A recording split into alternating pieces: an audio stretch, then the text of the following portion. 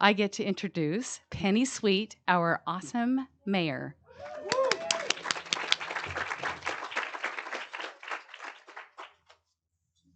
Oh my God, it's just so good to see you all. We have to have more parties like this very, very soon. As advertised, I'm Penny Sweet, the mayor of Kirkland.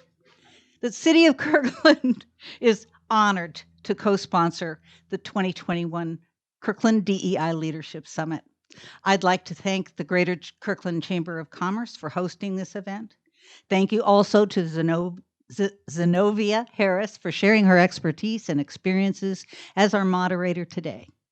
Last August, the Kirkland City Council passed legislation committing to examining and dismantling institutional and structural racism in Kirkland as we strive to create a Kirkland where Black people feel safe and respected.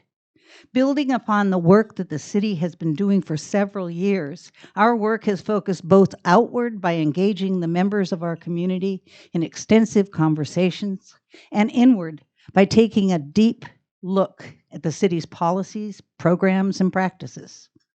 We've made progress on many of the actions, but there is still much more work for us to do. And this work takes time, resources, and a commitment to authentic relationships. And it is vital work. To all of you attending today, thank you for taking the time to learn more about what you can do within your own organizations to further diversity, equity, inclusion, and belonging.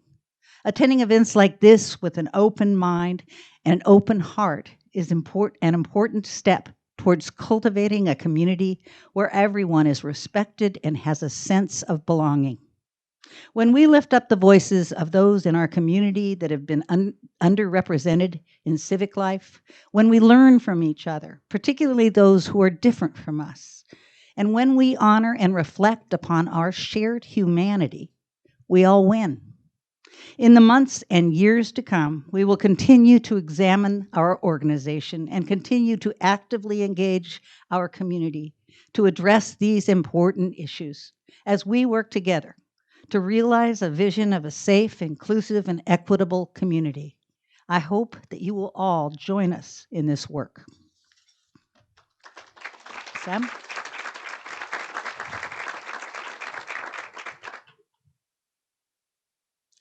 Thank you, Penny, and thank you so much to the city for being the presenting sponsor of this event.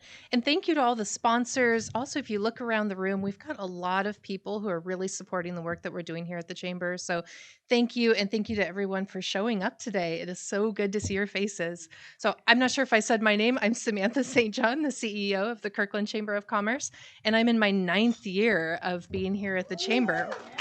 I can't believe it. I feel like I lost year 8, though. I feel like maybe that one doesn't count. But here's the thing. It actually really does count because your chamber has been hard at work for you while COVID has been happening. I will tell you that there's been a ton of behind the scenes work. I actually really want the staff to stand and be recognized. Beth Gale is sitting right back there. Beth Gale has been solid. Beth has been doing this incredible work of going and talking to the businesses one-on-one, helping them access PPP loans. We took them personal protective equipment, really amazing work. And then at registration, I know they're a little busy, but Jen and Katie have done amazing work this year as well. Katie started right before COVID hit, and she has just been a rock star as our marketing coordinator. And Jen, who is our operations and finance manager, just really solid, incredible work. So some of the things that have happened in this last year is Kirkland, as you know, was the epicenter of COVID. We were the first in, we're the last out. It has been hard on our town. And one of the things that we did early in COVID is we created the Kirkland Small Business Relief Fund. It was the first of its kind in the country. It was long before anyone had even talked about PPP or stimulus or anything. March 5th of 2020 was when we started the Kirkland Small Business Relief Fund. And just so you can remember, February 29th was when I got that first call from Evergreen Hospital saying there's a problem at the Life Care Center and we're going to have a serious issue here. So a few days later, we were starting with that Kirkland Small Business Relief Fund. And one of the things that we noticed over this past few, 15, 16 months, is I talked to over 1,000 business owners in that time. My phone rang constantly. I mean, it was round the clock, and we were picking up the phone. I mean, I talked to people at 1 a.m. when they were in crisis. It was quite the endeavor. One of the things that started to surface is that I did notice that there was a different experience for some people that were business owners in Kirkland versus others. And the thing that I noticed the most is that accessing things like grant money for people who English was their second language was starting to really surface as an issue. And it wasn't in the places that I might have expected at first. So when we look at the amount of languages that we have in Kirkland, we can say, okay, the largest second language would be Spanish, maybe. But what we really didn't understand was what is the proficiency level of each of the second languages spoken in Kirkland, and how does that impact the access to funds? So as a bilingual person, I can help people who speak Spanish as their native language. But what I found is that there weren't many people who spoke Spanish that really actually needed help in a second language. What surfaced was that we had specifically Korean and Vietnamese that were really struggling to access the applications, fill them out, understand the forms. As a bilingual person, I know if you threw me into Mexico and told me to start a business and get the permits and all that, I could tell you where to go to a restaurant, how to find a bathroom, all that stuff. I could not set up a business. It's just a different thing. It's a different language skill set. So that started us thinking, what can we do with this knowledge now that we have this deeper work? And we've partnered with the city. We're working on something called Welcoming Economies, and we're wrestling with that. Now that we know, we've identified this issue, we know that we have a lot of wonderful business owners in Kirkland for whom English is not their native language, and maybe they can speak to customers, but they don't potentially have the business terminology knowledge to be able to access some of these things. So as a chamber and as a city, we are wrestling with some of these questions on what to do. That is part of how we came here today, is that we felt like we had a few of these things that are maybe not as obvious that we need to really talk about as a business community. So thank you for helping us to have our first of many conversations. This is not going to be a one-off event. We have a second event next month that we'll talk about policing in the business community specifically. But we are talking about doing potentially a committee where we would talk about diversity and equity issues moving forward, and how we identify things, how we move forward as a chamber, and what do we do with that. So thank you for the first of many conversations. And with us today, we have my wonderful friend and colleague, Zenovia Harris. She is going to help us lead this conversation as the moderator for this particular event. Zenovia is an accomplished author, fierce and innovative leader, and a powerhouse speaker with a heart for youth. She is the CEO of the Kent Chamber of Commerce, becoming the first African-American CEO to lead the chamber in its 70-plus years. And Kent was actually ranked number 18 in the most diverse cities in America, according to Wallet Hub. She is a certified diversity professional who serves as the president for the Washington Diversity Council Advisory Board. And in the last decade, she has worked in higher education, sales and marketing, and has owned her own businesses. Zenovia knows how diversity and inclusion can impact an organization's bottom line and culture. So welcome to my dear friend, Zenovia Harris.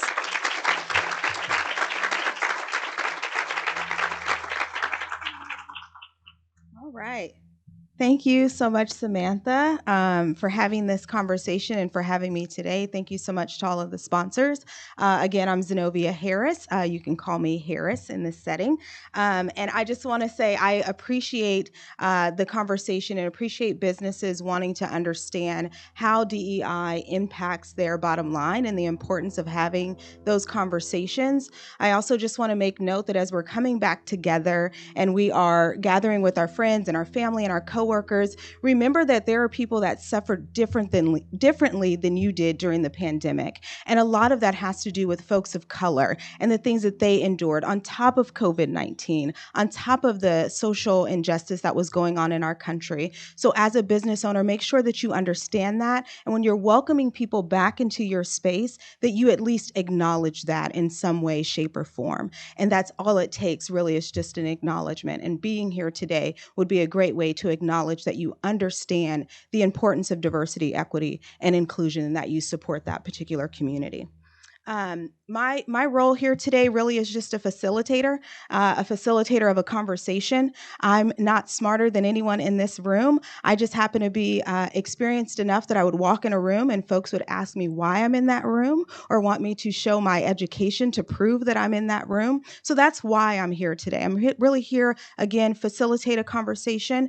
I understand that we're all on a different spectrum here. Some folks, as it relates to DEI, are on a 1, meaning not until maybe recently, they didn't understand that there was an issue and that biases were built into our systems, right? And then you have folks that are a 5 and they're like, oh yeah, there's a problem, but I just don't know what to do with it. So I'm going to keep chucking along and doing the best that I can do, but I'm aware, right? So we're coming in as 1s and we're coming in as 5s. My job is to try to bring us here in the middle. And the best way to do that is talk about implicit bias. And please just raise your hand if you've heard of implicit bias before, so I know where we are. Boom. All righty. So that makes me happy, right? So we are at least at 1.5 as a room. So we're just going to move over just a little bit more. We're going to help our brothers and sisters out. Implicit bias really is just this automatic and instant association of people, right? So it's also known as like a stereotype. So when you walk into a room, I have a bias. The very first thing I do coming to a room, and even a room like this where I am well respected and well known, the first person I look for is a woman of color. That is not because I'm biased. That is not because I am racist. That is because it makes me comfortable. And that is my bias. If I don't see a woman of color, I look for a minority. If I don't see a minority, I look for a woman. If I don't find a woman, I talk to the presenter. I'm in the wrong room. There's, but come on, give me a break here, right? So I look for that, but that doesn't mean that I did not speak to every single person that I came in contact with, that there is not a reason for me to connect with them. So you just have this bias. It's this instant association of people and what makes you comfortable. How do you get a bias? You watch TV, where you were raised, where you grew up. I was having a conversation with Michael earlier today. His experiences and where he grew up really shaped and who he is as a man. So who he was around, where he grew up, education, all of those things are shaping us. And those create those biases. But guess what? We all have those biases, and that's okay. It's not a problem until you allow your bias to make the decisions for you. Knowing you have a bias, having that bias, recognizing it, and then making a decision, going a step further, that's where the problem is.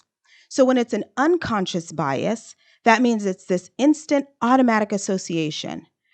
As soon as it moves from your unconscious to your conscious and you make a decision, that's not where we want to be, right? So I have a quick little activity that I like to do to kind of bring us all together in the room. And you can see on your tables there are pictures. So there's going to be 2 sheets for each of you. I do, at this point, as you guys are shuffling through those papers, they make no sense, but that's okay. Just hold them in your hand. I am going to let you know that this is being live streamed, but I get the privilege of deeming this a safe space. This is a safe space for us to learn, for us to grow, and for us to be honest with ourselves and in the room. So at this time, I'm just going to ask if we can have the streaming cut off. I just appreciate her so much. We had a conversation about this, and it was like, what do you want people to walk away with today? This is more than just a conversation. My tagline for my consulting business is practical application, trusted messaging and practical application. I'm not going to go into a bunch of statistics with you. Biases are built into our system, period.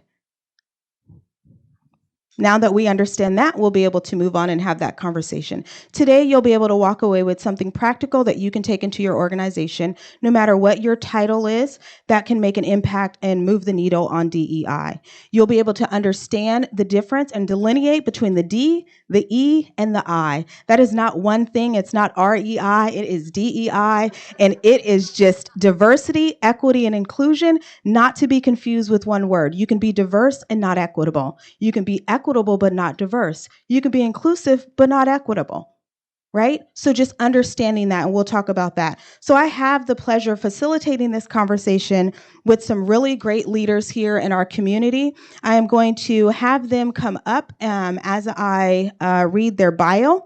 The first person here is Michael Pickney, the Cookie Monster. He is the founder and president of Pickney Cookie Cafe, also known as LoveTheseCookies.com. Pickney Cookie Cafe is in Kirkland, Washington. It's a gourmet cookie company with a delightfully unexpected offer.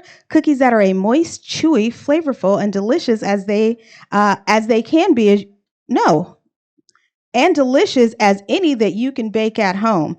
They use only all natural ingredients and top quality dark Belgium chocolate and source all available ingredients locally. We thank you so much in Kirkland for that. In order to provide the freshest product and support suppliers within the community, they're also known for their miracle cookies, which are vegan and gluten-free and absolutely delicious, hence a miracle. Pickney Cookie Cafe is primarily, I feel like I'm doing a commercial, primarily an online company, but will soon be opening a physical store in the shopping plaza adjacent to the Kirkland Fred Meyer. Prior to starting Pickney Cookie Cafe, Michael spent 20 years in technology, marketing, and research positions at Microsoft, Gartner, and 3 different Seattle tech startups. During much of his time, he volunteered on the board of Technology Access Foundation and the Harvard Schools of Scholarship Committee. Prior to his stint at Microsoft, he spent 10 years in sales and management at IBM. Michael started his career doing audit work at CPA. Michael graduated with honors from Harvard College and went on to earn his master's degree in accounting from NYU. Michael, I welcome you here to join us on our panel. Our next panelist is Commissioner Sam Cho. He was elected to the Port Commission in 2019. Cho is the son of immigrants from South Korea who came to the United States through the Port of Seattle. He is currently the only person of color serving on the commission. Commissioner Cho was the founder and CEO of 7 Seaport Export, an international trading company that was headquartered here in Seattle and exported to Asia. He identified an opportunity to sell eggs to Asian countries that were experiencing an egg shortage at the height of the Asian avian influenza, so the bird flu epidemic in the winter of 2016. He exported more than 2.5 million pounds of eggs to countries like South Korea. Prior to his entrepreneurial endeavor, Commissioner Cho was a political appointee under President Barack Obama, serving the U.S. General Service Administration. He helped manage a federal agency of more than 10,000 federal employees and worked on executing the administration's agency-wide policies and real asset management, federal procurement, acquisitions, and technology. Commissioner Cho also served as a legislative assistant to the Washington State Senator and a member of the U.S. Congress, for whom he managed a portfolio of foreign affairs, trade, small business, and financial services. He served as an analyst to the U.S. Department of State. His priorities as a commissioner include promoting trade, working towards environmental sustainability, ensuring diversity and inclusion, and workforce and contracting, and stop human trafficking. Commissioner Cho, can you join us on the panel? Thank you. So our final panelist, I'm going to call up here, but I'm also going to call out Miss Emily.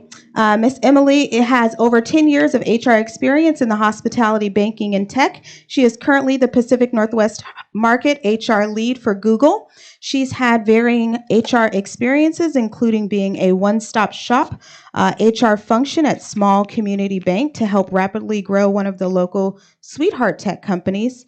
Is it Tableau software? Tableau software. She likes to joke that she's a Goldilocking, having tried small, medium, and now large companies on for size. Welcome to the panel, Emily. Thank you very much. So good. Thank you for allowing me to go to that. I'm just going to make one note that I think is important as we're talking about biases, and it's something that I noticed that women do.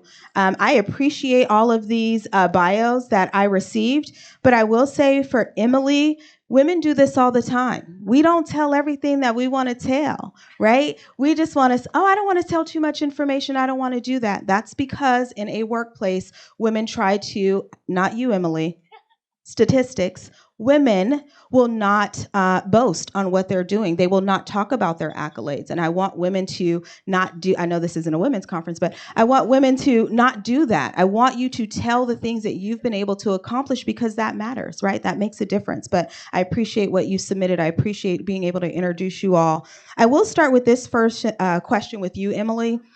Research shows that biases are built into our ecosystems. For example, requiring degrees for positions that are not technical in nature. What biases are built into systems, and what do you think organizations can do to remove those biases? Awesome, thank you. So one of the ideas that I feel really authentically connected to is the idea of sponsorship. You know, so often in companies, we know mentors, right? Everyone says, oh, get a mentor, get a mentor, get a mentor. But we haven't actually taken a step back and talked about what a mentor plus is. That sponsor, that person that's not talking with you, that's the person that's talking about you. We can all think of moments in our career where someone opened a door for us, took a chance on us, vouched for us, leveraged their reputational capital on us. And one of the things I'm most passionate about and actually lead a Google-wide workshop on is this concept of sponsorship, which is we know people have done that for us. Who are we doing that for? Do they look like us? Did they go to the same university as us? Did they have the exact same experience as us? Or are we just seeking out mini-me? And so I think one of the ways to authentically break down those structures is to acknowledge that exists. Think about the informal power dynamics and informal power networks. Candidly, this is one right here, right? It's who you know, it's who you're introducing to people. And the amount of movement in careers that happens because of those moments is pretty shocking. And so, you know, at Google, I can share, we have or equivalent experience to speak to the example there. But I think the doors that most often open are when we know someone. And this like stereotype of the good old boys club, the golf course, like I don't golf. You're never gonna see me on a golf course. I have a spouse who's really into it. Sometimes I drive the car. Like it's just not for me. And so really thinking about like, what are those informal power dynamics? Who are we inviting to that? Do they look like us? And I would propose some good homework, if anyone wants some light reading, is the Lean In Institute released a study, I think it was last October, called The State of Black Women in Corporate America. Particularly women of color report having sponsorship less often, therefore unsurprisingly report having less support from their manager, and very rarely actually talk to a skip level or senior director. So I think those are some really tangible things to do to support folks and really break down some of those structural networks and access. Does that answer the question? Yeah. Yeah. So more so, what can an organization do? So is that something like in an organization that they can create? Because at some organizations you have where you can get a mentor. Is there or organization can set up something like sponsorship and talk about sponsorship? Absolutely. And I think naming the relationship is weird. You know, so often it's been an organic thing, but we very openly name mentors. And so really beginning to foster a culture of sponsorship, which starts with introducing the concept, what it is, you know, it's mentorship plus, and creating those networking opportunities for folks to access folks in power. And I don't necessarily mean titles. You know, we can all think of that technical leader who, hey, if your manager says that you're amazing 10 times, and the person goes, yeah, they are pretty great. Boom, that door just opened. Mm-hmm. So think of it as that +1 in the room. So skip level check-ins on your folks and introducing this concept of sponsorship and naming it. Yeah. Yeah, I think that's important. We hear a lot about mentorship and less about sponsorship, and it's good.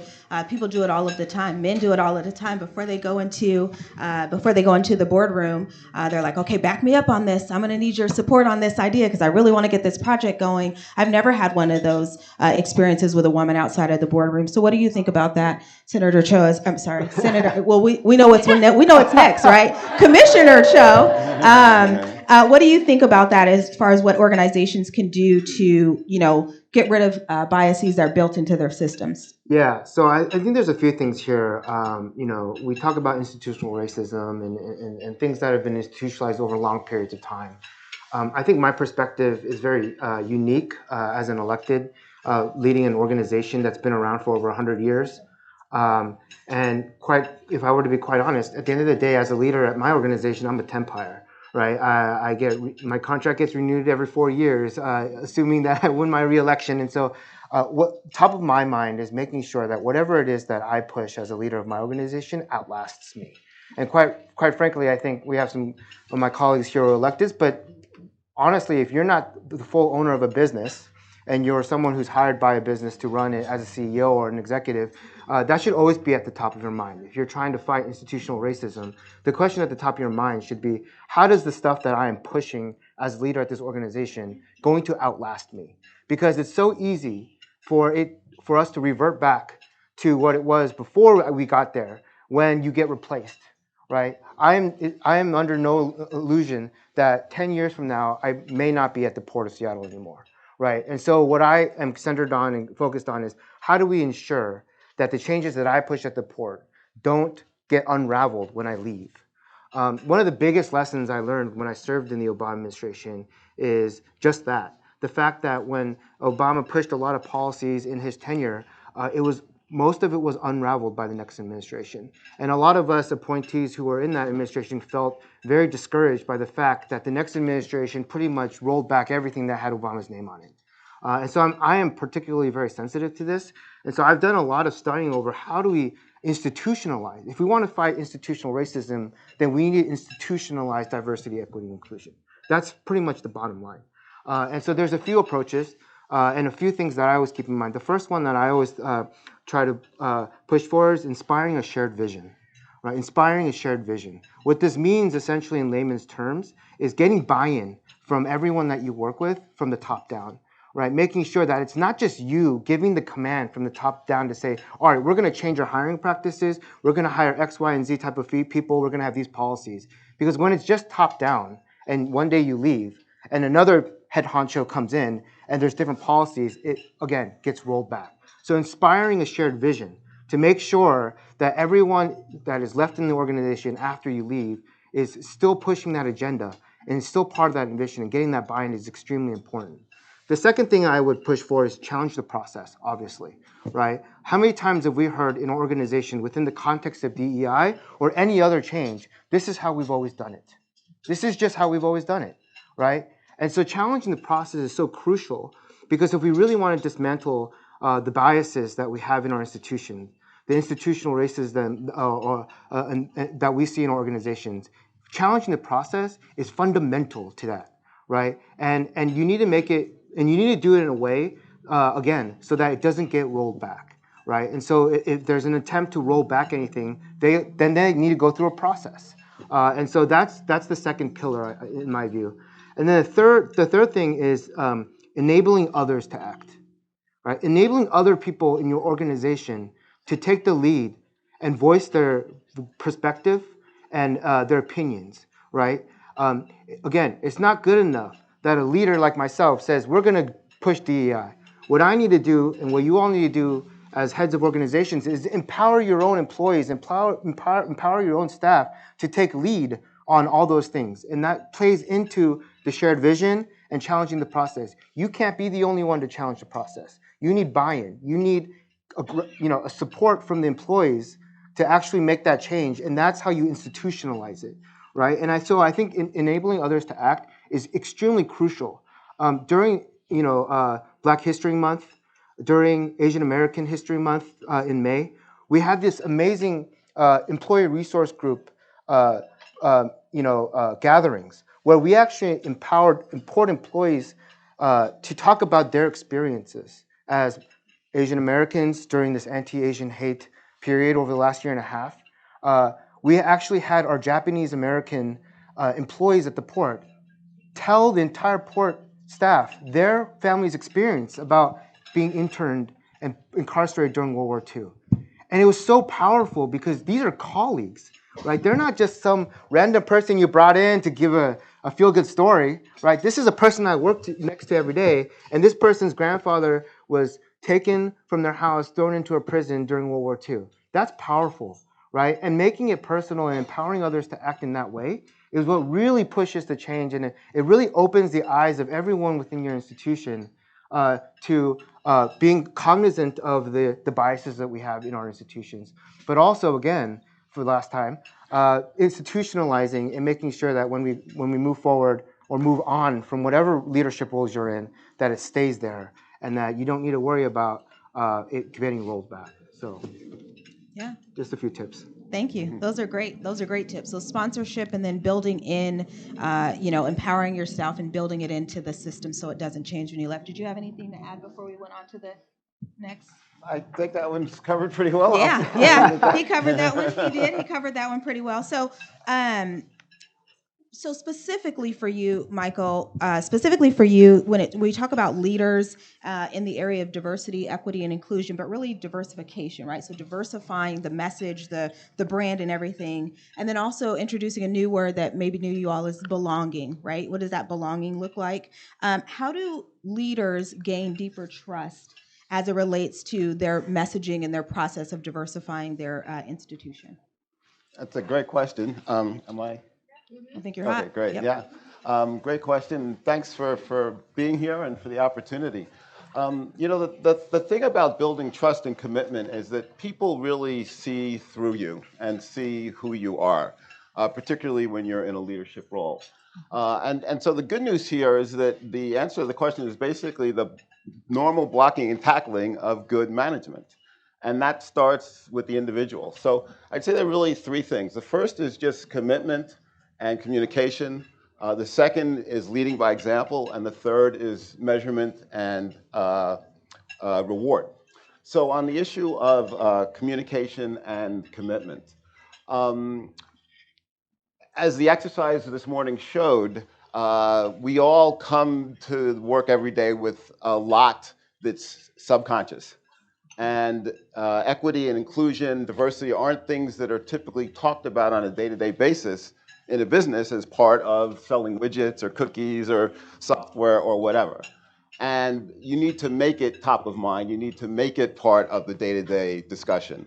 And the only way to do that is to be really, really well informed, to really understand what systemic racism is, to really understand the things that we were not taught or were taught that are flat out wrong in school, to really understand how the world works around these issues, right?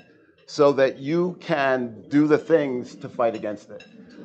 This is one of those things where that very trite expression, you're part of the problem or part of the solution, is really, really apropos, because unless you have these things top of mind, and unless you are doing things literally on a day-to-day basis to fight against them, then you are part of them, okay?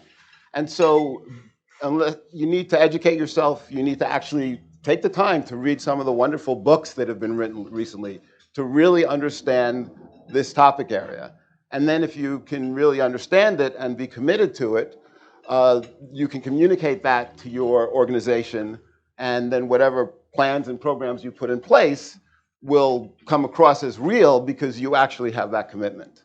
Second thing is leading by example. We did the exercise earlier about the implicit bias. I'll use a very, very simple and trite example to make the point. How many times have you heard someone say, "You won't believe what just happened. This white guy walked into the 7-Eleven. I'm standing right there. You wouldn't believe it. And to go on about the terrible thing the person did." How many times has anyone heard that? Okay. I've heard How many times have you heard that story and not heard it start with, "You wouldn't believe this black guy walked into the 2-Eleven and blah, blah, blah," right? So the person who said that isn't necessarily a racist, quote unquote, in the sense of what we think of as racist, the white supremacist waving the flag. but we're all a little racist, as the exercise this morning showed, okay? So if someone says something like that, and of course in a work environment, it would be less likely the story about the 7-Eleven, it might be something else. But if you say to that person, well, what was the relevance of his being black? Then that becomes an opportunity for conversation, and it shows that you're committed, and it makes the other person think. So that's just a simple example, but there are examples throughout the organization, and if you really have that commitment and you've communicated it, then you'll find opportunities to, to lead by example. To give a more concrete example, just, that would be in every workplace, so you would know about this. Black people and women, to I think a lesser degree, but to a significant degree, have trouble sometimes on development teams because of stereotypes, right? And development teams succeed as a team to some degree. Yeah, you can have the star player, but the team succeeds. So developers want other really good developers on their team. And that makes it hard for black folk and women to get opportunities if the underlying bias is that they're not as good. Similarly, sometimes Asians do better for the same reason, because they think, oh, they're the smart ones, right? So, leading by example is to first know about those things, that's that commitment part, and then to address issues like that, do things proactively to inform people of those problems, and then to, help people change. And then the last thing is just measurement and reward. And so often on issues that aren't the core competency of the business, like diversity, equity, and inclusion, there is a verbal commitment to it. That commitment may or may not be heartfelt, but there isn't a numbers, dollars, and cents commitment to it. And in a business environment in particular, we all act according to our incentives, explicit and not. And unless you set measurable goals, unless you have explicit programs to reach those goals, unless you are compensating and rewarding people directly and indirectly, meaning money and bonuses, but also accolades and that kind of thing around those issues, you're not going to make progress. And again, you're not really committed, and you won't have the trust and commitment of your people because you're not delivering on that. So those are the things that I think. To be able to gain that trust. I think you brought up something really good. Just want to make this note, and I'm aware of this because I sit in that room a lot where I'm the only person, I'm the only minority or the only woman. And you brought up something that I just want to push back a little bit. But the whole idea of rewarding and things like that, DEI is probably the worst thing that you can reward for. Oh, great, you took a sponsor on, that's a black person, you get a bonus, right? And so I just want to make that note to make sure that people aren't thinking you don't promote someone to a level if you're not able to support them. So you may be able to get them to that level, but if you're not able to support them, then you're not really doing them any justice. And so I appreciate that. You reward people for going along with the mission and the vision, but the mission and the vision is, if the vision is to get more people of color in a certain position or a certain work group, when they get there, what's next? And that's what I want you to talk about, Commissioner, about. You said you're the only, sitting right now commissioner of color. Talk to me about that experience of being the only one and what you want employers to know about when you give someone that position. What does that really mean for you as the person?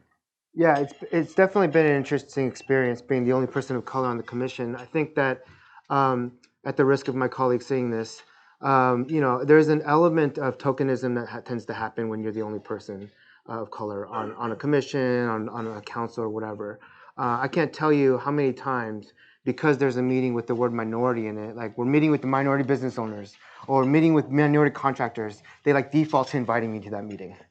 Because we have to have the only minority member of our commission. And as much as I appreciate the inclusion, I don't have to be at every meeting that has a bunch of minorities in it. All right, I'm perfectly comfortable with my colleagues taking the lead on some things. With that said, though, it does actually give me an opportunity to provide a perspective and a platform to advocate on issues that might not be paid attention to, right? So I'll just give you an example. My first month on the commission, the Port of Seattle has a very, very extensive and actually I would say, the best human trafficking prevention program in the country. The Port of Seattle is actually very well known for anti-human trafficking program. And one of the things that we did in January was actually rolled out with a proprietary training that would train all port employees on human trafficking awareness. Part of that was actually putting up signs around the airport that basically said, if you're traveling against your will, this is the number you should call. This is how you ask for help. The first thing that I noticed was that all these signs were in English. And I thought to myself, if I'm being trafficked here from Russia or Korea or wherever, how the hell am I going to read this and know what to? So I said, we need to translate this into multiple languages and make sure that there is that inclusion, right? And so that's the perspective that I think, just thinking about my parents immigrating through this country, through the Port of Seattle, and not being fluent English speakers and knowing the challenges that face with language access. Samantha talked about this during COVID, having language access being such a huge issue when it came to PPP loans and whatnot. It definitely allows me to provide a perspective that, quite frankly, didn't exist before or was overlooked. And so I know that I talked about tokenism and being careful about, not just defaulting to the person of color on the commission or in your board or in your C-suite, but at the same time empowering that. It's been somewhat empowering. There are a lot of other issues that my colleagues have deferred to me on, quite frankly. And they say, what do you think? What is your perspective? And then as far as, bringing up more and creating space for other people of color, one thing that I realized is that even I, as an Asian American, do not know what it's like to be Black or Hispanic. And I have to be very cognizant of the fact that even though I am the only minority member of the commission, I do not represent all the minorities. All right, and I think as electeds and as leaders, we could fall into this trap, and I don't think it's any malicious or anything, but you run the risk of, representing communities that, quite frankly, I have no business representing. And so I found myself actually reaching out to community members, community leaders, to get their thoughts before I actually chime in. I call people at Table 100. I call people that I know that I can trust for advice on certain issues to make sure that the advice that I'm providing my colleagues is representative of the entire community and not just representative of my perspective as an Asian American male. And so I think that's an extremely crucial part of that. Yeah. Yeah, and that's the same thing Michael was saying, that you have to go that step further. You recognize it, and the chamber said it too. You recognize the problem, you try to fix it, but you don't have the input that you need from that particular community that you're trying to help, so you fall short. That doesn't mean you're not trying, you just fall a little short and you miss the mark, and the people that you're trying to save or make feel safe, you missed the mark on that. So that was a good point, and Michael made that point too. Do either of you have anything in respects to creating a diversity space, what that looks like in a room? Because I always talk to the women's construction team, and they're like, well, all the signs say men at work, but we're trying to diversify construction, but we still have all signs that say men at work. How does that make the woman feel in that space? She's wanted, she's there, the apprenticeships are there, everything is there, but it's really about space. Do you guys have anything to talk about the space and making sure that when someone walks in the room, they feel included or inclusive? I mean, a lot comes to mind here. Can I put this on? No. Sam talked about this, the importance of ERGs, employee resource groups. Google is pretty well known for that as well. And leveraging that network of experts who have already volunteered their time to be leaders in your business to say, hey, as we embark on, building a new building, something that Google is working on, we bring in our ERGs to say, share input. We want your feedback. So, an example of where changes were made is our Portland office had a mural that was really well intended. It was as white as snow, like all white people. And our team members pointed that out. And rather than get defensive, the folks that had worked for months to build this building, like, thank you for pointing that out to me. We will take this feedback and we will change that. And also, including our disability employee resource group. Folks were like, okay, so we're coming back to the office, all these social distance signs. If someone's visually impaired, they're not going to see those signs. How are we texturing those signs on the floor? There are just things that we don't know that if we leverage those folks who have already raised their hand to be leaders in a space through opportunities like ERGs, it will make everything more inclusive to, include them earlier. Like Sam said, talking to those folks before we speak or before we open something up. What about you, Michael? Spaces and how you feel welcomed when you're in a space. What does that look like for Michael? Yeah, well, the thing that struck me in being in a lot of different environments, from working for literally the smallest company in the world when I was a consultant on my own, to the largest company in the world when I worked for IBM, and everything in between, is just how incredibly different people are and incredibly different people's experiences are. And it's something that it took me personally a long time to appreciate. But as I go through life, I have more and more experiences that point that out. And so much of what we do is implicit. So making opportunities to get involved with other people and to interact with people different than yourself is one of the most important things we can all do personally on a day-to-day basis. But it's even more challenging in the business because businesses tend to be very homogeneous. Not only the business as a whole, but the groups within the business. So, when I was working at Microsoft, I worked around other marketers and other people who had similar backgrounds to me. And so when I left Microsoft and I volunteered at the Technology Access Foundation, then I got to work with people who were different than me, and very different than me. So creating those opportunities at work is really important, and not something that's straightforward and easy and natural to do as part of just normal organizational dynamics. So I think that's something where you can take concrete steps to bring different people together and to make people just aware of that fact. I know at Microsoft they used to do the Myers-Briggs thing, just as an example, but that was something that didn't have to do with software, that was meant to help people expand their minds and understand that people are different. So anything you can do along those lines is going to help a lot. Yeah. Yeah. And again, this is a conversation. So if anyone has any questions, I saw a couple head nods and, that thinking bubble was going up for people. So if you have a question or something comes up, you're welcome to just kind of raise your hand. We'll make sure that we get that question. I don't know if we have note cards or not, but we can definitely pass a mic or something if you have questions. So just raise your hand. So we talked a lot about, businesses and what it is that they can do. Some of the things that really have kind of stood out to this point is that sponsorship. Right? Making sure that you can sponsor. So that'd be the first thing. I don't know how you guys are taking notes here, but the first thing you want to do that you can walk away with is be a sponsor. Be a sponsor for someone in your organization. There has to be someone in your space that you say, they're always passed up. And I know he or she is really good at this, but they never really talk about it. The way that the Samantha knows that I'm good at my job, but I'm also good in my business, right? And so she sponsors me to say, I think Zenovia will be a good speaker for this.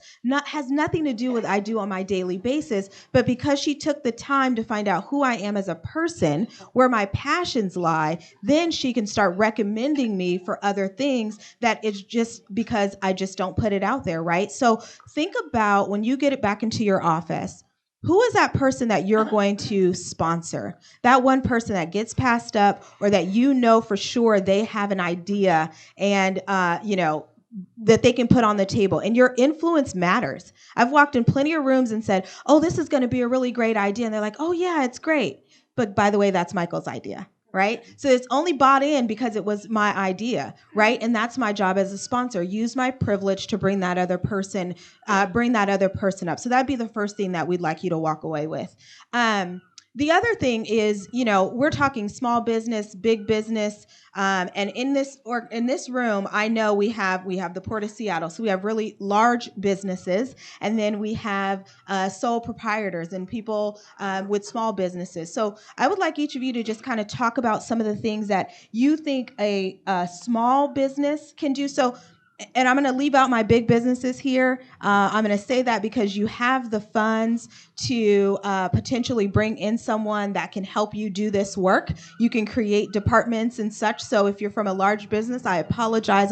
This isn't really going to be designated for you, but I would say use your capital, use your funds to bring in people with experience to assist you with this. This is for organizations that don't have the funds, that can call in consultants and do the work. What would you give to those, medium and small sized businesses that they can do immediately? And I know you talked about ERGs, and I don't know, show of hands, that's the only way I'm going to know. Do you guys know what an ERG is? No? Okay, good. So before you go into that, you want to try to explain what an ERG is, and if you want to use that as the same example? An employee resource group. They're just informal clubs where folks have shared experiences, shared backgrounds. Now, I'm going to call it a caveat from, I said a Goldilocks from small, medium, large. If we had an ERG at our small community bank, it would have been 2 Black people, 3 Hispanic people. So we don't also want to tokenize folks. You can't force an ERG to happen. You can create a culture and environment where that's most likely to thrive. A practical way, I think, to support diversity, equity, and inclusion for small businesses is volunteering together. Spend, paid volunteer time together, supporting organizations in the community that are making a difference. And not only does that help your team bond and connect in an authentic way outside of work where maybe you wouldn't as naturally in the workplace, but you're also giving back to your community. I want to make this point about employee resource groups, and the fact that an employee resource group is just a group of people, right, that need resources or have information, and so it doesn't have to be so drilled down that it's ERG for Black people. It could be an ERG for people of color or for minorities or someone who is bilingual, right? So you have to look at your organization and figure out, and so that's going to probably take some work. Diversity is not really about what you see. It's more about experiences, right? And so maybe that ERG might be educational level, folks that have a master's degree or folks who don't have a master's degree or a bachelor's degree. That way they feel like they're included, they are part of the group, and they're making a difference. So when you're looking at an ERG, you want to make sure that you are being as inclusive as possible, right? Like a women's ERG, all women, trans women, anyone who feels like they are a supporter of women. It's a great thing to be in an ERG, and then someone is in that group that doesn't actually look like you, but they actually support you. So keeping in mind, you can't have these groups closed off to people. I think they're also important, and I won't say the company's name because they might be a sponsor, so I'm not going to say their name, but it was definitely in the news during Juneteenth. This organization, bless them, they thought they were doing something really good. They wanted to do something nice for their employees. And so what they did at their cafe is they said, for Juneteenth, we're going to give everyone fried chicken and watermelon just to celebrate. Okay? The reason that happened is not because they were not well-intended. It happened because they don't have anybody of influence and they didn't go to ask anyone. You could have asked the person that comes in and gets your trash on the weekend who happens to be a person of color, oh, I'm thinking about doing this for Juneteenth and we're going to give watermelon and fried chicken. I am certain that it's not going to take a DEI professional to tell you that that's not something that you want to do. So it has good intentions, you just fell short. Right? And so making sure, and yes, Commissioner Cho, he's like, yes, you have to be very careful when you're doing something. If you cannot help the people you are trying to help without asking the people what they need for help. Even as chambers, I don't know when we were introduced to this, like, let's go out and get PPP for everybody. Everybody needs a mask. Let's go do it. We're handing them out on the weekends at the center. Guess what? No one thought about people who can't, who lip read. And so all the masks were, were white masks, and now you can't see through that. What about those business owners that need masks where people can see because their clients, so their clients can't hear. They're deaf, right? So you don't think about that. Well-intentioned, a lot of hard work, but again, you fall short because you don't take that time or you don't know where to go to get that information. So that's why it's important to diversify your circle. So again, to you, Commissioner Cho, and then I'll come back to you, Michael. What do you think as far as small? And I know you're from big organizations. You've worked with small organizations before. What do you think that small and medium-sized businesses can do to move the needle in DEI? Yeah, I think some of the more practical things that might resonate with some of the smaller businesses, because I ran a small business myself, is what conscious decisions are you making on hiring, right? Which partners are you picking for your supply chain? If you run a restaurant or a business where you're sourcing things, procuring things, right? Being conscious of, okay, well, I have two businesses here. They provide the same product potentially, but I want to make a conscious decision and help a minority business out, right? That's one of the things that we at the Port of Seattle, despite not being a small business, are very, very conscious, trying to become very conscious of. Is we have a lot of contracts, we have a lot of construction projects, we have so much economic stimulus activity that we have in the Puget Sound region. So how do we, post-COVID, arrive at an equitable recovery where we are providing those dollars to minority business owners and those communities that truly need it? And I don't think this is something that is only for big businesses. I think small businesses in your own way can make those conscious decisions as well. So I really encourage you, as you think about, again, hiring or your supply chain or who you partner with, which nonprofits you donate to, that you really keep that in the back of your mind and you're very conscious of what resources you're in who you're giving it out to. Yeah, thank you. So that brought up a conversation that I was having with Michael earlier. I really want him to share that story that we talked about earlier, but as it relates to, ERGs and then making sure that you're using contractors. And we had a conversation, and all of the contractors that you use, I think you probably handpicked and for a reason. And so talk a little bit about you being a small business and what you use and what you do and what's your method of going about making sure that you are providing to the community. I know you did some work with George Floyd and you did some work with COVID. Talk a little bit about that. Yeah. So I would say for small and medium businesses, the most important point is simply to not fall in the trap of thinking, well, I'm small and I can't do anything because I'm small. Everybody can do something. And the first step is just to decide, I'm going to do something. So when the pandemic hit, I went from primarily being a farmer's market business to being an online business and was thinking about kind of what to do next. And we came up with a great marketing approach that kind of got us launched. And then I was just there working, kind of feeling a little depressed about the whole COVID situation. And I just wanted to do something. It's just me. I'm a tiny little business with a few employees, but I just wanted to do something. So I started giving $5 for every order of a dozen or more cookies to charities supporting COVID-19. Now, $5 is a huge amount of money because at the time a dozen cookies was $28. That was my usual order. And to give away $5 was, over half the margin. But I just wanted to do something. It was personal, but it was also good business because it showed the customer base who I was and who we were as a business. It got us new customers. It got a lot of word of mouth and social media buzz, et cetera, and it made me feel not depressed. And so it was a win for everybody. When I did that, I did a video, and that got a lot of social media buzz, et cetera, and again, was contributing to make a bad situation better. I got a tremendous amount of support when the George Floyd murder happened. And at that point in time, I was ready to stop giving because, it wasn't sustainable. I knew that from the get-go, but I had wanted to do something. But of course, when I got this outpouring of support as a Black-owned business and was on the Yelp list and the Seattle Met list and the Esquire magazine list and countless other lists, I felt, I should continue. So I put the racial justice charities first. So when you went to the website, you could pick from racial justice or COVID-19 charities. And again, same thing happened. But we also did a video, and the video was specifically encouraging people to get involved and again, be part of the solution as opposed to part of the problem around racial justice.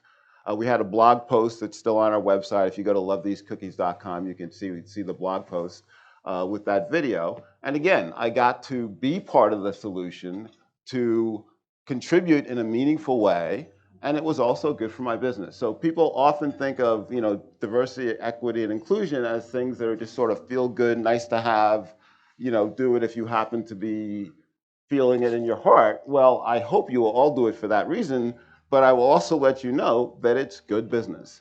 You make better decisions as a business, like the fried chicken and watermelon. I still can't get over that. If you have someone in the room, who has a different perspective. So I would say do something, and those are examples of things that I do. I also work with very young people, just kind of natural thing that I have entry-level-ish jobs, and so who has those jobs? Young people. So day to day, I get feedback from people who couldn't be more different. And again, you gotta, I'm lucky, and that just happens to be my situation, but making those situations happen where you interact with more people and get more perspectives is a really, really important thing. Yeah, so that's one of my other favorite topics is intergenerational diversity and the importance of that, and making sure that you have folks in your organization that are comfortable. I always hear this about millennials, so I'm right on the cusp, if anybody cares. I'm right on the cusp there, right? Gen X and millennial, but I fall more on the Gen X side because I value feedback, and I'm that person. But anyway, having those, that Gen X and that millennial in the same room, I can learn a lot from them. I have set up times where I have employees that come in that are not in the Gen X or in the millennial, and I will pair them up. And the amount of education that goes on between those two generations is amazing, right? We talk about work ethic. We talk about the how to progress in your position. When I speak to millennials, I feel like I stay at jobs too long. They're like, no, they don't value you. You should move. Oh, you should go get another job. Oh, well, maybe you should do this. It is that bright idea that they constantly have that kind of keeps them going. My generation is like, stay there, die there, have your baby there, just be there, right? And that's my generation. And I valued that. And I thought that was a good idea until I started working with millennials, and they're like, I'm not going to stay anywhere too long. I'm going to keep moving. So talk about that intergenerational. What's been your experience with that? I feel like I've had sponsors who are younger than me, older than me, have different experiences than me. Have either of you guys or anyone experienced that intergenerational experience and learned from them? Yeah, I would just add that the world is changing so much faster than it did when I was a kid. And as you get older, it's harder to keep up, not only because you're not involved in the things that are changing as much, but also just because the longer you've been around, the more you're set in kind of how things are, and you're just, those implicit biases, not just around race, around everything, come to play. And if you spend a day working literally shoulder to shoulder with someone who's 25, it's an education just in and of itself. It's just. Yeah, I know the feeling there. It's a different thing. It's almost liberating, the way that they look at life and the way that even my daughter and my son look at life. They're just. Yeah, I don't know if they'll be anywhere too. I'm not giving them a good resume, but I don't think they'll be anywhere too long, because they just want to kind of do their own thing. What's been your experience with that, Commissioner? I'm like contemplating if I should bite my tongue here. You can. This is a safe space, so if you don't want to, don't do it. No. This is being recorded live and streamed on Facebook. And this is Commissioner Cho, Port of Seattle. Now I have to say something. No, what I would say is it goes both ways. And the reason I say that is because I'm actually on the other side of the spectrum, where I'm actually the younger guy. I think I have at least 10 years on my colleagues in terms of age. I'm not just the only person of color on the commission. I'm by far the youngest. And I tend to work with a lot of leaders within the organization that have been there for 10, 20, 30 years. And so my unique struggle is kind of being the new guy and the young guy, coming in guns blazing, or at least I hope, you can ask my staff if that's my image at the port, but kind of trying to shake things up, right? Not just on the DEI front, but just bringing in new ideas and stuff like that. And to what extent am I kind of ostracizing myself by being the young leader with some crazy ideas that wants to push the agenda, and my challenge is, working with those who and acknowledging those who have been here for a long time, who understand this institution better than I do, and know why things are the way they are. And so, as a millennial, I feel like, and being in the unique position that I am as a leader of the port, I feel like it goes both ways. I am learning a lot about from some of the older generation. I think for me, and this is just a unique perspective, as an Asian American growing up in the Asian culture, where your elders are your elders, period, and there's this hierarchy. And so for me, I have another layer of challenge where I see someone older than me, even though they work for me, and I need to get over this urge to like default or to just go with what they say. Some people call that imposter syndrome.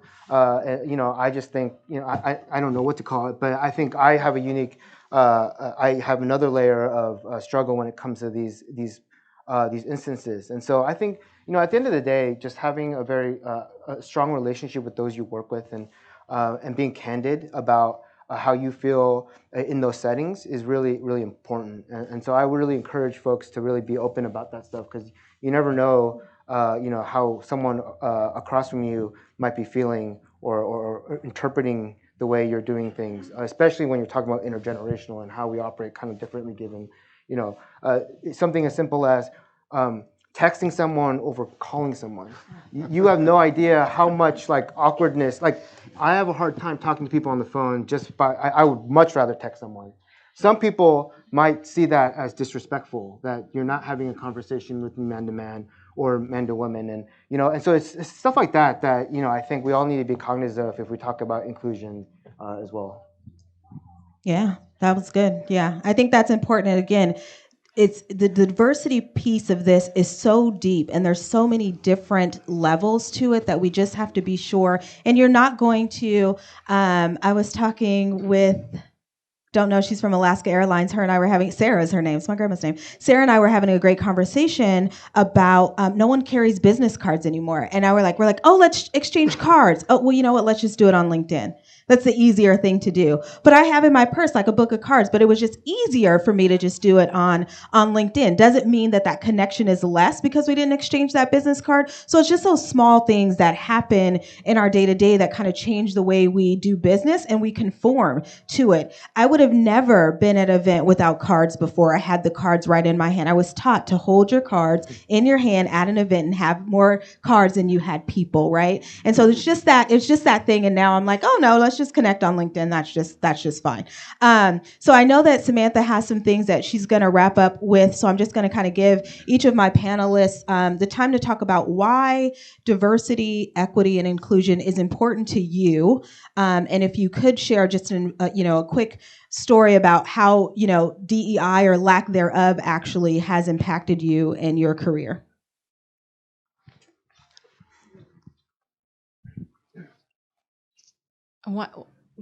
Google, right? It's a pretty big company, and one of the things I think I've been really happy to see the tone shift over time is we don't currently reflect our user base. Our user base is global. That is changing. One of the things I'm most proud of at Google is the authenticity to say, like, we messed up here. We learned something here we want to share back.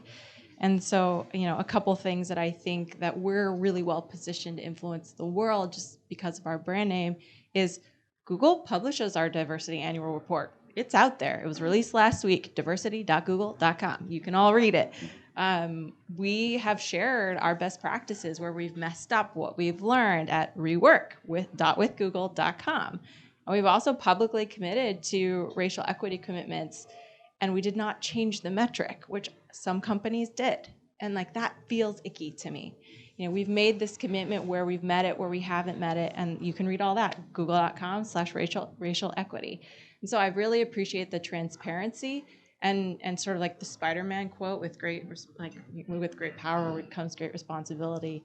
And I think that's an opportunity of how DEI has impacted me, is working for a company that's not afraid to say we screwed up here, or we've learned this, or we're not meeting our metrics here. And it just feels a lot more authentic. I appreciate authenticity.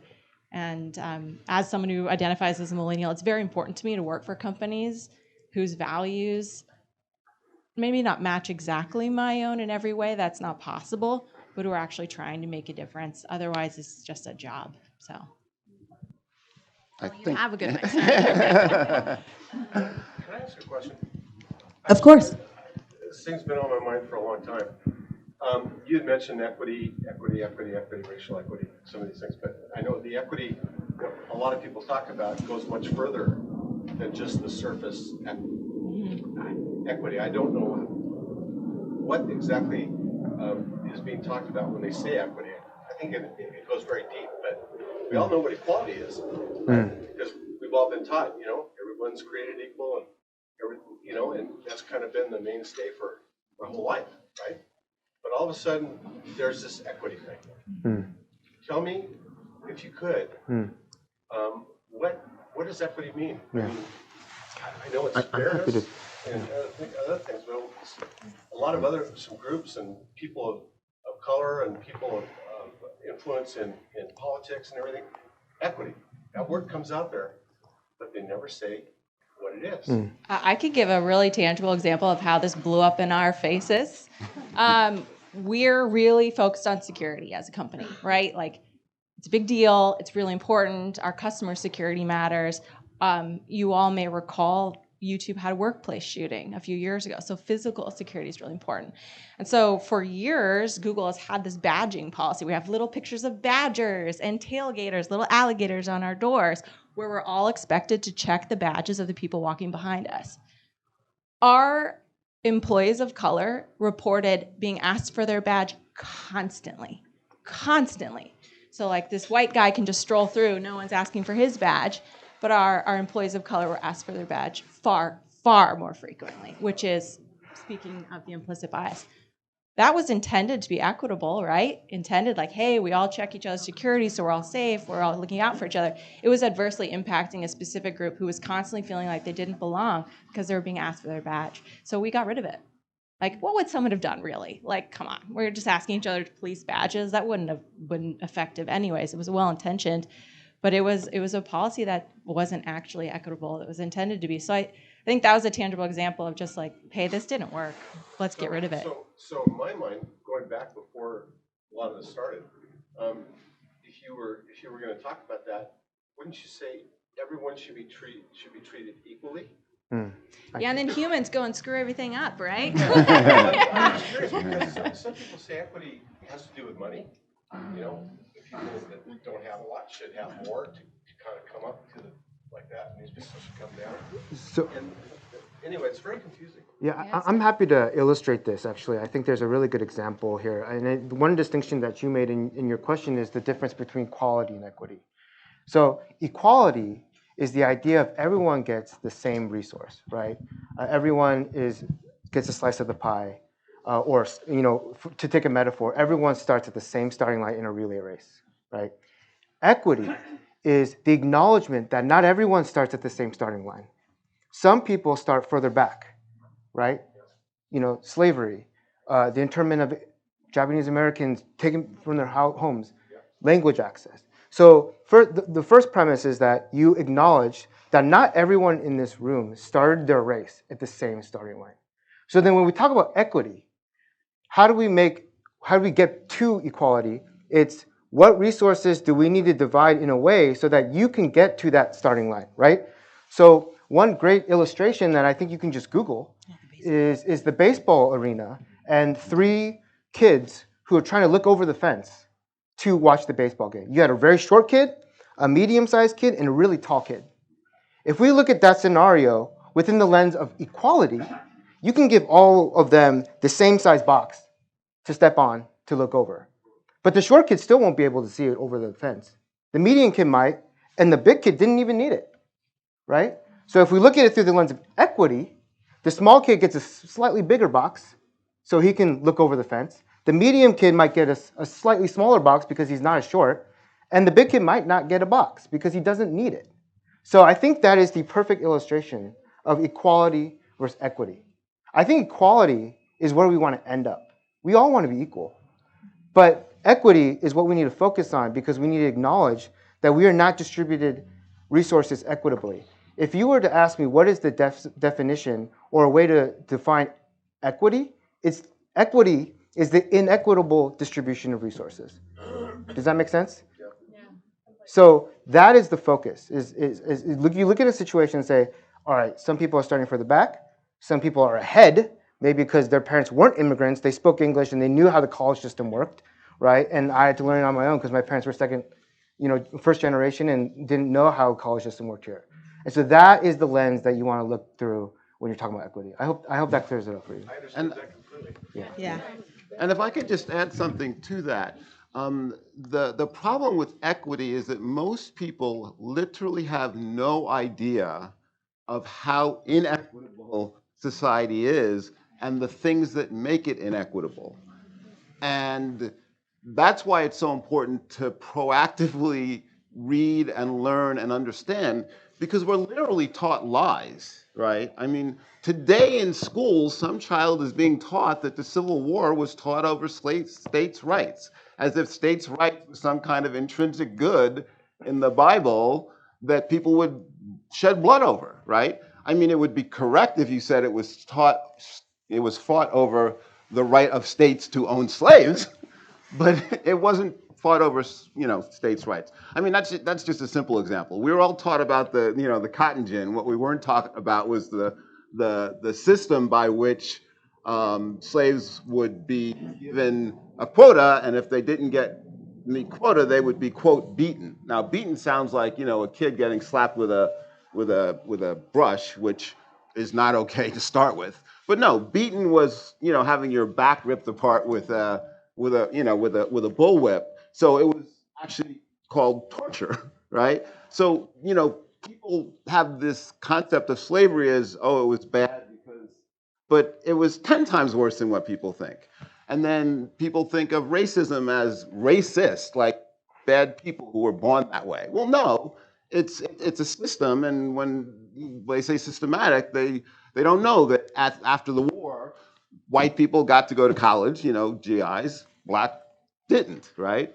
And then that the primary builder of wealth in this country is real estate, right? I'm talking not the top 10%, but once you get below the top 10 or whatever the number percent is, the primary generator of wealth is real estate, right? Well, they had the subsidization, I forget the plan that resulted in Levittown and just huge amount of money, right? Well, again, redlining was not a bank sin, it was a government sin, because they said that people who lived in black communities couldn't get loans, right? So you couldn't build wealth, right? And then that led to the segregation that we have today. Well, what's the number one thing that helps a child in terms of parenting? Well, reading to that child. Reading to the parent would probably be good too, but reading to that child, okay? Well, so, the black folk live over here and have to commute an hour and a half over here for the lousy jobs because the government said you can't live over there because you can't get a loan, right? And the white person lives next to the job. So that extra hour and a half is spent, right? And then we're taught day to day in the media and in everything, that, well, it's a level playing field. And this is, it's so subconsciously we think, well, there must be something wrong with that person because, right? I mean, I shouldn't get into a whole lecture here, but the point being that the underlying issues of equity are so much greater than what people understand on a day-to-day basis. And we need to really get our arms around those things to really understand how big a problem it is, so that the person tailgating at Google is just as likely to be stopped if they're black as if they're white, because the person who is challenging the black person and not the white person is not in their head saying, oh, I don't like black people, I'm going to challenge him and not her. It's subconscious. Awesome. Thank you. That was a great question. Anybody else have another question? I say take the whole fence down. I don't care about the boxes. Just remove the fence so everybody can see. There you go. Yes, sir. Thank you. Robert Britton, Executive Director for Equity, Diversity, and Inclusion at Lake Washington Institute of Technology. And it's not so much a question, but a comment and or statement around the idea of sponsoring. Sponsoring goes deeper than just supporting someone or supporting an idea. It's about putting some skin in the game. It's about putting something of value that you have and or possess on the line for someone else on their behalf. And when we talk about employee resource groups, it is important that we have sponsors within the organization that are champions of those groups. And so there has to be some level of executive acknowledgement of those employee resources groups that give them legitimacy within the organization. Otherwise, they're just a group. And what we find is that when we're able to move into spaces and hold space for one another, we do it in a manner that understands that you don't lose anything by giving me space.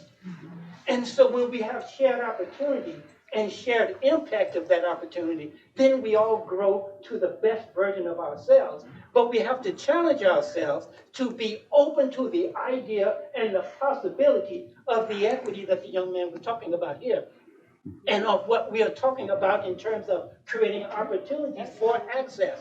The access is about you showing up and me showing up, and I don't feel threatened because we're sharing the same space. When we hear the ideology of what Dr. King said, that a man should lift himself up by his bootstraps, but we oftentimes forget that so many of us don't have boots. And how do we begin to reconcile all that we have and see those who are less than or less fortunate than and still walk by them as if they are invisible? The invisible aspect of humanity is the thing that causes conversations like this to happen. And when we begin to open our hearts, our eyes begin to see. Thank you. Well, when we're talking about fives in the room, I'd like to introduce you to number 5. I appreciate that. That was a way to, that was a way to really sum it up. And I think the one lesson that I learned in that, if he would have asked that question and been brave enough to ask that question, we would have never gotten to where we were right now. And that is the entire idea of having conversations like this.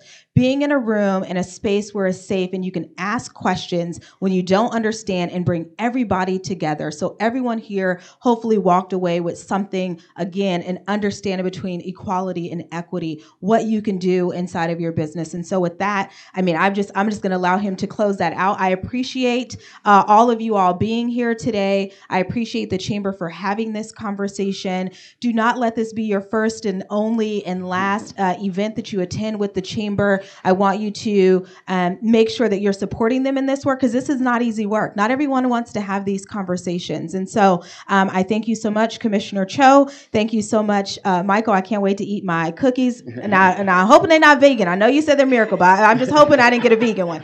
And so I like butter and whatever, so lard, something. And Miss Emily, I appreciate you today, and I just thank you guys for your insight. Hopefully you guys were able to gain something for that. And with that, I'll turn it back over to your fearless leader, Samantha.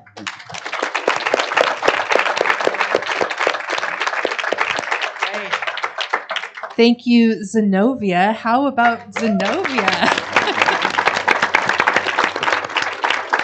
And thank you so much to this whole panel. You were all fabulous. I think this was a great conversation. What do you think? Do you think this was a good one? Thank you to our sponsors. We cannot do this without sponsorship. This is amazing that we've had sponsors come out for this one. Thank you for taking the risk to have this first conversation with us. Really, really appreciate it. And thank you to all of our continued sponsors. We need you. We need you for all the work that we're doing. We got to build up these coffers again so we can bring you more great programming like this.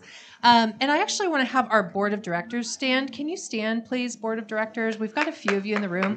This group of people has done an amazing job this year. Thank you.